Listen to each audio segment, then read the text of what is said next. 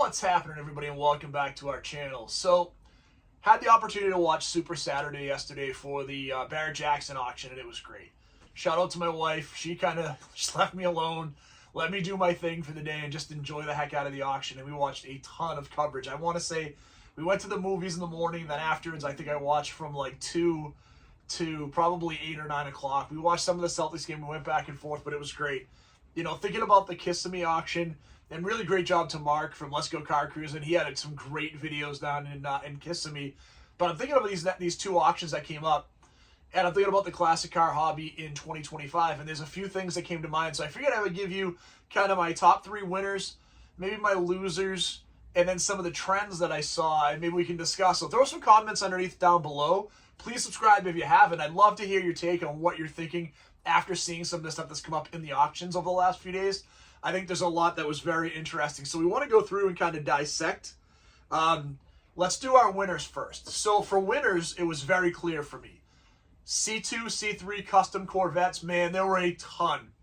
And every single one that came through was incredibly nice. But these cars were selling for $175, $200, $300, $400, $500, $600,000. And I'm just watching the hobby go crazy.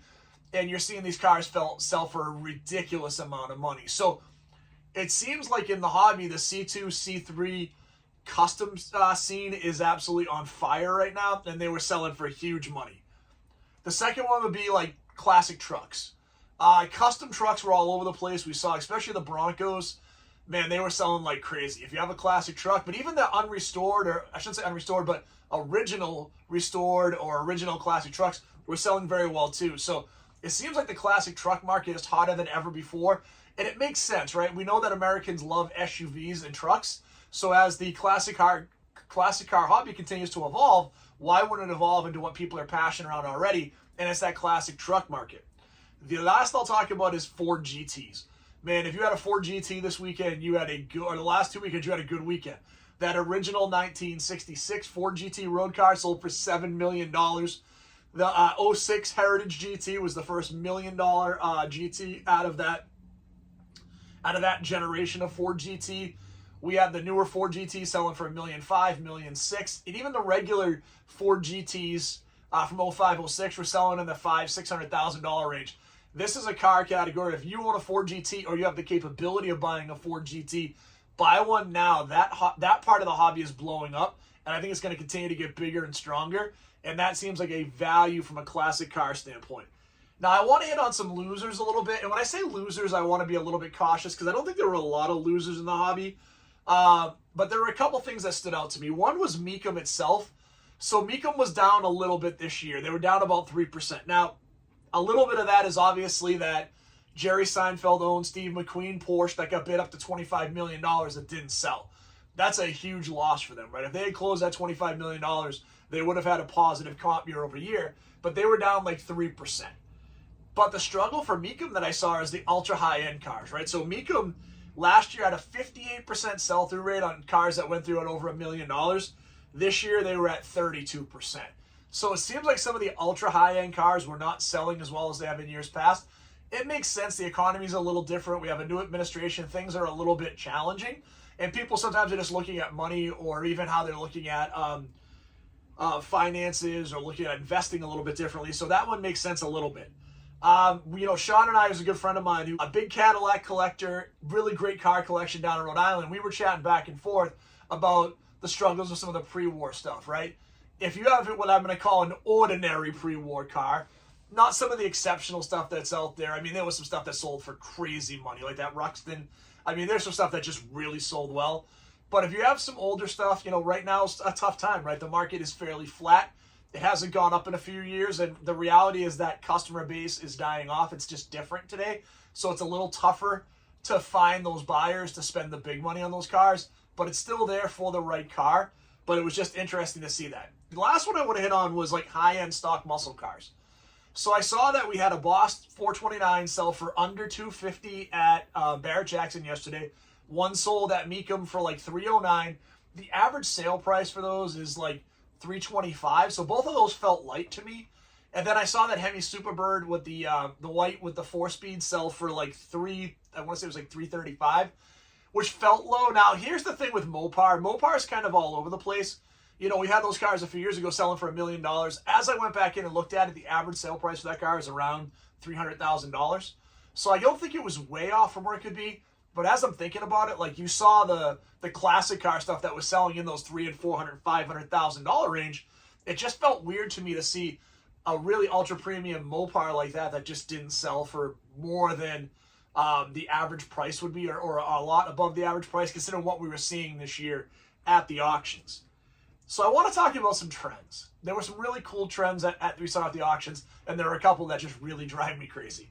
The cool trends for me was, man, if you have anything Ford product, there were some beautiful Continentals, a lot of Mustangs. You saw all the Broncos that were customized. They all had a Coyote engine. The love for the Coyote engine, and as a Ford guy who likes to see a Ford power plant in a Ford or Lincoln car, I love it. Like, I think it's so cool to see that trend, and they're continuing to do that. So well done there. Man, if anything else that isn't a Ford, but mainly GM, there's all the different flavors of the LS motors out there. And what they're doing with these LS motors, especially how they're incorporating some of these plastic covers that come on there, or some of the valve covers into the body color, they did a really nice job. So really well done on that. I thought those trends were both pretty cool to see the love for the LS family of engines, which are great motors, and all that GM product and the custom stuff, and to see the Ford Coyote really take over. You know, I think back 10 or 15 years ago, and all of those customs would have had a Chevy Crate 350 or some version of that. To see the Coyote motor allow Ford to keep their power plants in their customs is really cool. So I'm going to give you my least favorite things I saw at the auction. There were really like two that drove me crazy, and one that I don't love, but it doesn't drive me crazy. The first is, what is all these custom like Corvettes with, you know, white wall tires? You're running the thin, you know, the ultra low profile rubber band tires anyway, and then you throw a white wall on it. I hate the look, and there were a ton of C2s that had it. It seems like it was really common. Everyone kind of want those Halabrand wheels and the white wall tires. Man, there were a couple that had a wider white wall, and the wider white wall almost took up the whole tire. I like that look. But to give me a thin white wall tire, man, I can't help but to think back to, like, you know, my dad's, you know, 80s, you know, Chevy or Ford product that was, you know, a four-door sedan. That does not inspire me to think of sports car, so I don't love that look. The one that doesn't drive me as crazy, but I still think it just doesn't look right, especially on, like, you see it on the Broncos quite a bit, and even a lot of those C2 and C3 Corvettes, is just really modern LED headlights. And I get it, they're better for performance, you rest them on in the car anyway, but it just takes away from the look. It just does. There's no two ways about it, and when I see LED headlights in an older car, it just doesn't look right. So to me, I don't love it. I think it's maybe not the best look, and so I'm not a giant fan of it. But again, your car, your choice, but it just doesn't feel right. The other one that blew my mind, though, and there were a few cars out there, but there was one that stood out to me. There were some valuable cars that we saw that became donor cars for, like, projects, right? You know, and again, some of them were like, you know, 67 Mustang GT Fastbacks or turned into Eleanors, and I get that. But the one that blew my mind is there was a C6 ZR1 that was turned into a 63 split window replica using all of the chassis and the running gear of the C6 ZR1 and making this body. Now, the body was sharp, beautiful maroon paint, by the way. The paint was phenomenal on the car. But why would you take a ZR1 if you're going to do that? Like, let's get something that's less desirable, right? They didn't make a ton of ZR1 C6s, and there are a million regular C6s out there. You could always throw a supercharger on there. So I thought that was probably the other piece that stood out to me that was maybe I didn't understand, like, again, why are you taking valuable donor cars to turn into some other type of custom car project? Overall, I love auction week, man. It's my favorite, getting to watch Kissimmee and then getting to watch Barret-Jackson in Arizona back-to-back. So Mecum and Barret-Jackson. The hobby's in a really strong place if you're a custom car lover. I would tell you that right now. Stock cars still do well if they're really highly desirable. You saw the stuff at Mecum, especially the older Ferraris that sold through like crazy money. The Shelby Cobra that sold for big money. Obviously, that 66 Ford GT for $7 million. And the fact that Seinfeld, and again, he doesn't need the money, but he would turn down a $25 million bid on that Porsche 917 is wild. So the hobby's in a good place. Here's where it gets interesting, right? And we talked about this before. Walking away from the auction, here's what I think. And I'm hoping it's good for the hobby for the average person that wants to get into it. I think the hobby, what we saw, potentially slows down these ridiculous prices on entry-level muscle cars and, you know, stuff from the 50s, 60s, and 70s that just skyrocketed. I think there's an avenue there where we maybe start to see those prices plateau a little bit, which I think is good for the hobby. I'm not saying the special edition stuff. Look, if you've got a 442 W30, or you've got a Superbird, or you've got a Shelby, you know, an LS6 Chevelle, all the really special stuff that's out there. But to see like a 350 Malibu from like 72, people are asking like $45,000 for that, blows my mind. 65 Mustang, you know, standard sedan, standard coupe with the 289, you know, not the fastback, and an automatic, you know, asking like $30,000 plus. Like, I'm hoping the hobby becomes more attainable again for more people. The problem is the value of money is less than it was 2 years ago, so we're going to see a rise in prices just because of inflation and the devaluation of the dollar. But I'm hoping that we can get some folks into this. The other thing I think is kind of cool, like I said, Sean and I were chatting a little bit.